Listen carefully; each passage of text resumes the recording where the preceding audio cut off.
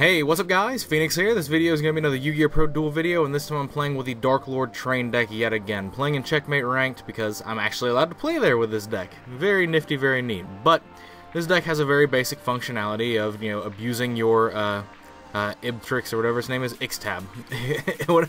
whatever its name is. Xtab is a destiny draw, and then it also, when it's on the board, allows you to use and recycle your Darklord spells and traps, i.e. your non-targeting Raigeki Break, as well as your Rhoda, as well as your Monster Reborn. It shuffles them back into the deck after they're used, so there's not any continuing abuse there. But you utilize these cards alongside Superbia just to give you extra free cards, and that does open up some rank 8 access as well.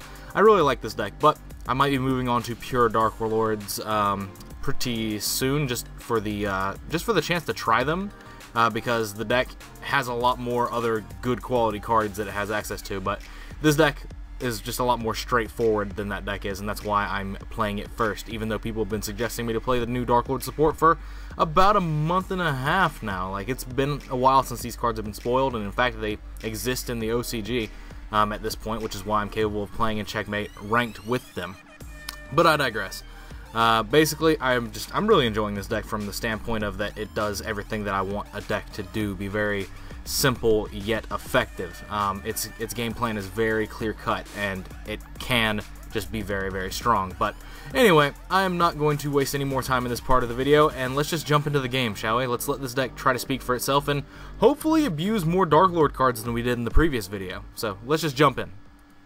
Alright, so after this video, I might just have to dedicate some time to grinding, because I've been finding a lot of degenerates on the Checkmate ranked area, because I'm only here, I'm only in the 1400s, but that's still low enough where I get paired with the 1200 and 1100s, and I get paired up against pure Dino Mists and stuff like that, rather consistently. But hey, we're seeing a fuck ton of these Darklord cards and Soul Charge, so this game should be pretty interesting, and at least interesting enough to keep, as long as my opponent doesn't just leave as soon as I activate a Darklord card. So, let's just see. Revolving Switchyard is good as well, so this is Destiny Draw, this just specials it back, which means I just immediately get to use these cards to their fullest potential. He's just setting cards, so I'm curious as to what he's playing. He chose to go first, and he's just setting things. Always a bad sign, if I do say so myself. If you're just setting cards on your first turn, you probably not having the best of times. If you saw him strike this, I'm fine with that. I've already got the altar. The altar could just make it to where your life is really tough. As well as I've got Revolving Switchyard to discard Ruffy and Railcar, which means I could get Night Express Knight, normal summon it, overlay with the X-Tab into something that baits the other back row. Oh, there's Night Express Knight. Alright, and there's a Twin Twister. Whoa! Let's go! Which means that I now can I can use Revolving Switchyard. That's Emptiness, and Twin Twister. Must be a problem for you. But I can go Revolving Switchyard. Revolving Switchyard, I can discard Soul Charge, so I can get Derek Crane, and then I could normal do those things. Or I could, because I've already got a Railcar Search. Yeah, so I think that's probably going to be the ideal. Because I could Soul Charge these back, but there's really, no point. So, yeah. So, we'll activate this, discarding Soul Charge, adding Derek Crane, because that just seems to be the most viable. I can pop this card while it's face down, and then do some shenanigans. So what I'll do is I'll go Superbia here, and Superbia just gets the free +1 into X-Tab, and if there's a way that I can get rid of the Superbia while leaving X-Tab on the board, I can just bring it back for free again. But my card pool options are not that good at this current point in time, because I haven't seen a lot of cards yet, so there is that to consider. But we'll summon these. These are going to be overlaid into Gustav Max. Gustav Max seems cool, even though it's not game. It's just, I'm so far ahead at this point, especially with the Railcar Search. I think I'm fine with doing this, because it just seems like it's going to be fine. I could be wrong. I could be handily wrong. Noble Knight Brothers. Oh, you're playing Noble Knights. Alright. Well, let's see if you can actually do something on your next turn that I'm graciously giving you, because Alter makes you summon this in defense mode. Damn it. Konami, you have such little foresight with certain interactions, but why did you have the most foresight with this? Like, if you could summon Superbia in attack mode, that would be really, really game-breaking, because that would immediately be 5,400, just bringing back these, and then you could also bring back another card with Alter off of X-Tab, so like, yeah. Oh, Merlin, the Lone Fire, yeah, let's go! Do something, do some plays. Madrot, do you have an Equip spell? That means you're going to be able to King Arthur me, which actually is potentially a problem. Just saying. Well, no, it depends on which one he gets off boars. Well, no, it actually doesn't matter which one he gets off boars, because depending on what he gets... Well, I could just top deck a Ruffian Railcar. Actually, I don't even need to top deck it, as long as he leaves my field spell alone. If he leaves my field spell alone, I get to normal summon this and get Ruffian Railcar, and then that's game.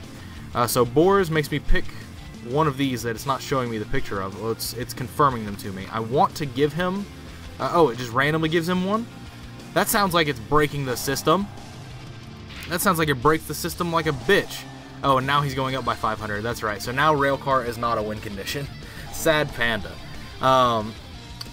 It just randomly gives him one. That seems like that system could be a bit exploited, per se. But, so he's attacking into this. Really? What does this do? It makes it die? Yeah, it turns into a Catastor. Alright. Alright. What does this do in grave? You can banish this card from your graveyard, immediately synchro summon. Oh, so he gets to do that during my battle phase. That's cool. So Artorgus. This pops monsters, yes? Yeah. Target monsters on the field. Target one other monster on the field. So he's got a hell of a defensive line here, in the form of I can't destroy this once, I can't target it, but luckily for me, I don't have to out his monster to out his life points. Yes. I don't have to do any of that. I can just normal summon this. The field spell will trigger, getting me Ruffian Railcar. I can burn him for 500 and then gust off max for game. Oh, what a glory. You had Nightmare Shark for game? Nah, man. We do gust off max for game. The OG. The big cannon man. The big birthday candle. Blows up in your face. Alright. I do want to see what that last card in his hand was. I keep wanting to do this, just because I want to see. And I want to see what his opening hand was, too. I feel like it was just a bunch of equip spells, and the Merlin was the card he drew off the top. That's the only thing that makes sense to me, at least. But we're going to find out anyway. Yeah, his opening hand was what we would refer to in the business as garbage. Noble Knight Brothers, Gawain, Emptiness Twin Twister that I Twin Twisted, and then Noble Arv's Destiny. So what else did he get to after my turn? In fact, I'm just going to skip this. Or no, I'm not. I'm just going to watch this, because it's going to be quick enough as is. Because this does the Superbia, the X-Tab, yep. So I want to know what that one card was that was in his hand at the point that that he had his big board. That's all I want to know. Because that's the only thing I really care about at this point. Okay, so I've got my board established. He draws Merlin for turn, which makes sense. Goes into Madrot, gets the Noble Arms of Destiny. Yeah, gets the Boars. Boars gives him Caliburn. Oh, so the last card in his hand was Gawain. This is easy to figure out. It's the only card that didn't change. Noble Arms Gawain. So are these considered normal monsters? This card is treated as a normal monster while face up on the field. So I'm curious as to why he didn't special summon this before doing any of this. Because the Madrot was a normal monster, yes? Until it got equipped to. So he could have specialed this. Done some other plays maybe?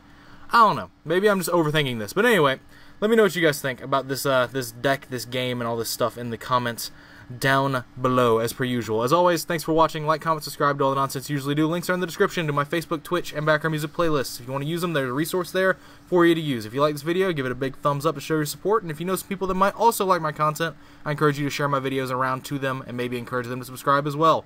Growing this channel's subscriber base, assisting in that, as well as helping grow the viewership base of the channel, is a fantastic way to show your support, as I've said many times in the past. But, like I've already said, let me know what you guys think about this game, this deck. What do you think about Noble Knights? What do you think about the Darklord cards in this deck? And what other decks would you like me to play? Leave those in the comments down below as well. But other than that, as per usual, thank you for your time, and as always, guys, take care.